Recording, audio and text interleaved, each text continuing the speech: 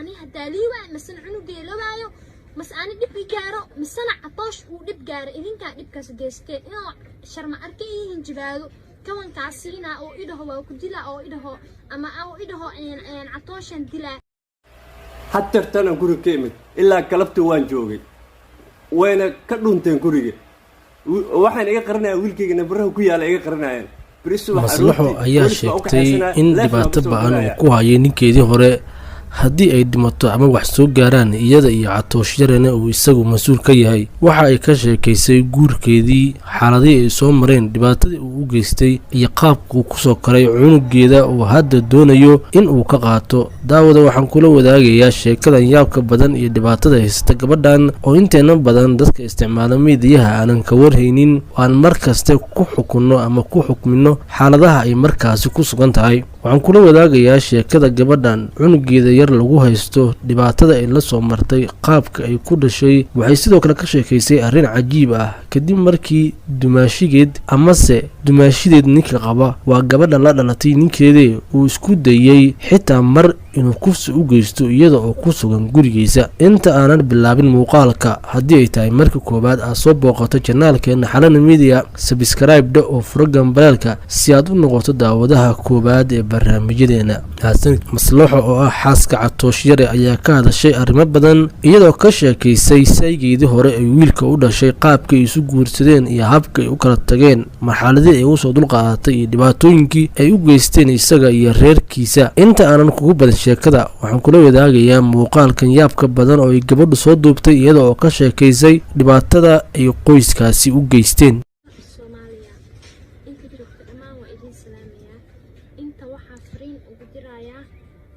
anugeyga aabihiisa sharmaarke qaliib isoo waxaan ku leeyahay walaal sharmaarke walaal dad walaalaan ahnay dad isku diyan kara manihiin oo maanta isqabsan karo qof waxaan ahay awlaad ku dhashay waana caamir aabihiis ayaa tahay maanta ina aniga ila dagaasho i qabsato xaq uma lihiin anaana caamirkaaga xaq badan waayo waxaan inta fariiq khaas ugu dirayaa eheladaada oo adig ku dhaleen aabaha ka kow ah iyo inta kula dhalatayba waxaan fariintaas ugu dirayaa inaa ay iga kaacishtaan oo aad iga leexato canugeygana banaankaas iga marto ma fahantay cunugeyga iga leexo cunugeyga anaa soo korsaday anaa sugiis 9 bilood waday waa isqadnay gaajaan kuugu sabray qof gaajada ka taga oo ku kibramihi waan sabray gaajaan kuugu sabray bahdilaadan kuugu sabray guriga adiga 15 bari iga maqan aan gurigeyga joogo hooyadii hataa aanan u sheegin ninkii iga maqan aan dhihin waan sabray intaas waxaan u sabray walaca ayaan kuugu jeclaani koo waad ii fiirin weyse waad ii daneen weysay waxaa dhacday inaan guriga iga xirto anigoo mar inaa imaato guriga iga xirto gurigi markaa xiratay anigu waxaan aaday guriga dumaashideeda adi walaashaada markaa aaday oo waxaa dhacday inaa aniga lii dhibaateeyo oo meeshaas dhibaato iiga imaato walaashaada ninka qabo inaa hadda inta ka sheegana marow magaciisa ani mana u baahno ma fahantid markoo arrimahaas inuu ani igu soo xadgudbo oo damcay ani la dagaalay ani aan ciishooday dumaraa ahay oo aan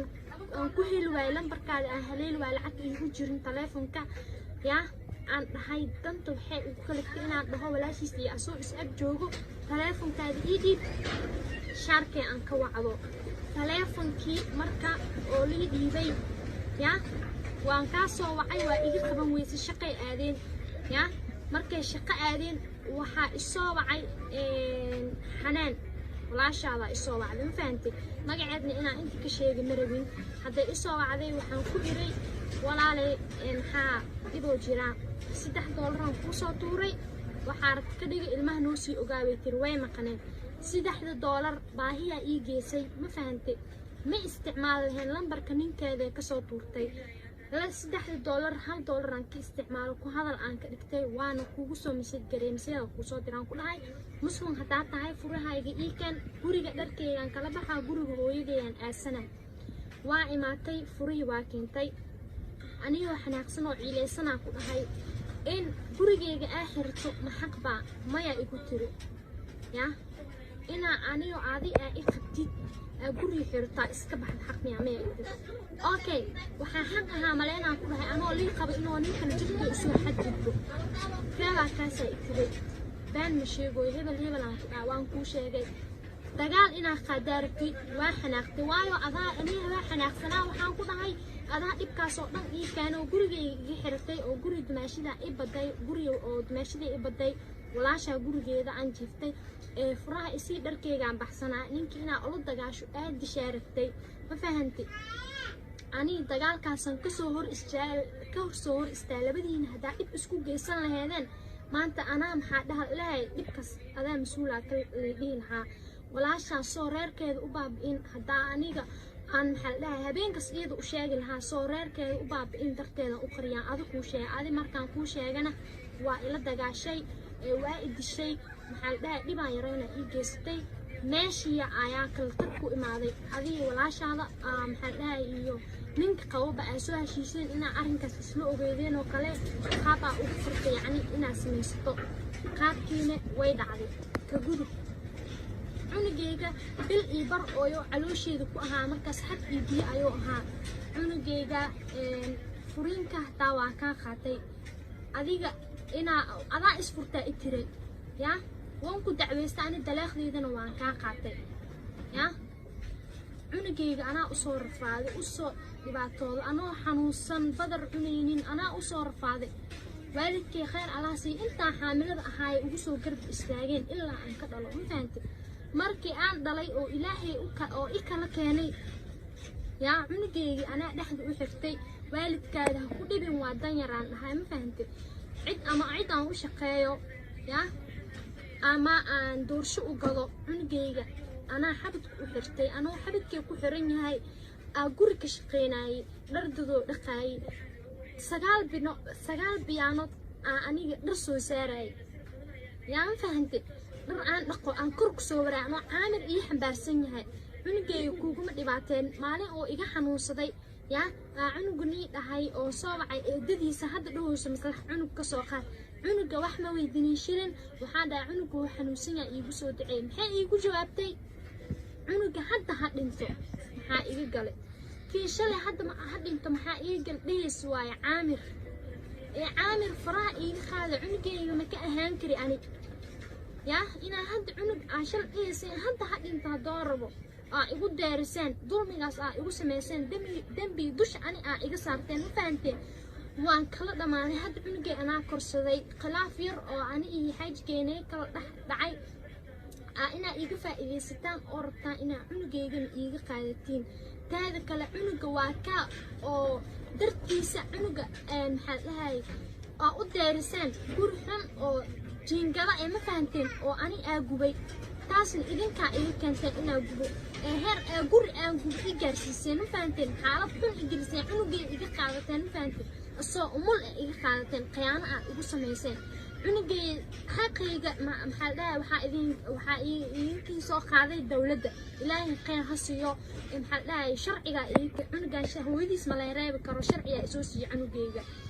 qanjafo xun oo aan iga gubay ya cunugayga maxaa dhahay loo deeriyey cunugeygana hadda anayaa korsaday xaaladda i geliseen waa ka soo baxay dhibkii iyo rafaadkii anaana haysto cunugeyga cunug shala isoo wiclaas aabanimo cunug sooya isoo dhihibaas waayo hadda ani markaa korsaday ii barbaaray cunugeyga oo ii kuusta cunugaa rabaa iisoo dhehaysa ani buuq iyo barbaleen igu furaysaa inaa i dhahdo maxkamada isla koraynaa 3 sano xaqeedaa ku siinaa inaa i dhahdo ani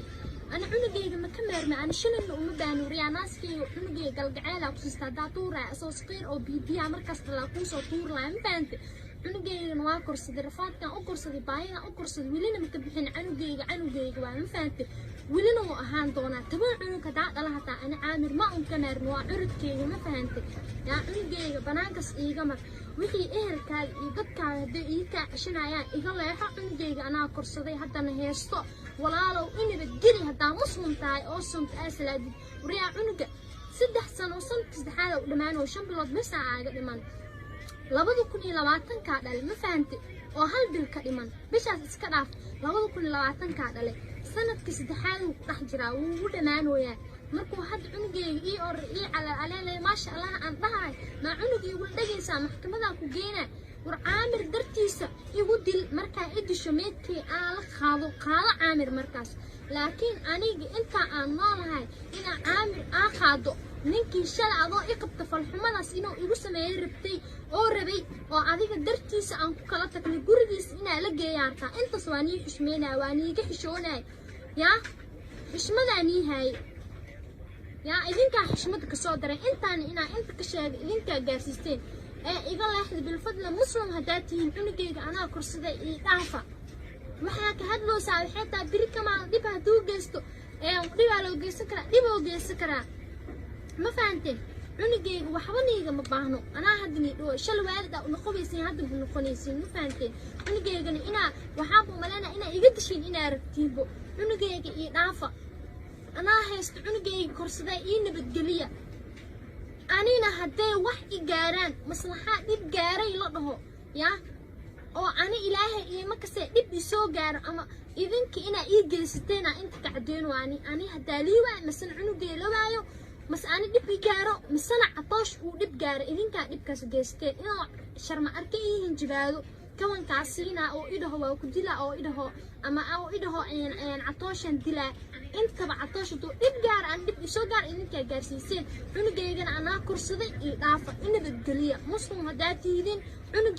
cunugiina iga qabsada iga cesta sharma arke caamir anigaa korsaday anaana heesanayo weligeedna waa heesan doonaa ee i dhaafa haddaan isla loonahay ifka aa joogno inabadgeliya